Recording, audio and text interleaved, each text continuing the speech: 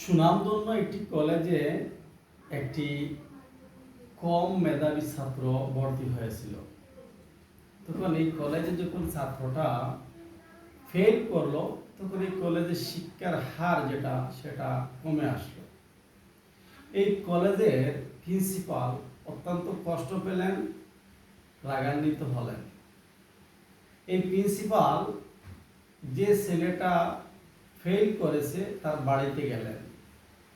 তার বাড়িতে গিয়ে এই ছেলেটার বাবাকে বললেন, আপনি কিরকম ছেলে জন্ম দিয়েছেন, আপনার ছেলেটা আমার কলেজের মান সম্মান ডুবিয়ে দিয়েছে।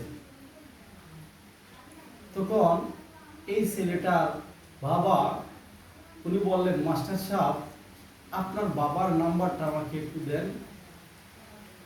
মাস্টার সাহেব ওনার বাবার নাম্বারটা ওই ছেলের বাবাকে দিলেন।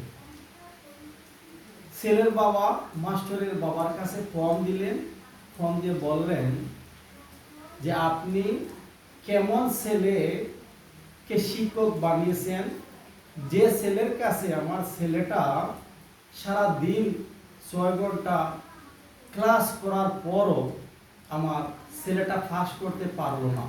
আপনি এমন কি একটা নির্লজ্জ ছেলেকে আপনি স্কুলে শিক্ষক বানিয়েছেন। আপনি আপনার ছেলেটাকে এই স্কুলের প্রধান শিক্ষক থেকে প্রত্যাহার করে নেন, যাতে অন্যান্য বাচ্চাদের ভবিষ্যৎটা ভালো হয়, তারা যাতে এই কলেজে গেলে পাস করতে পারে।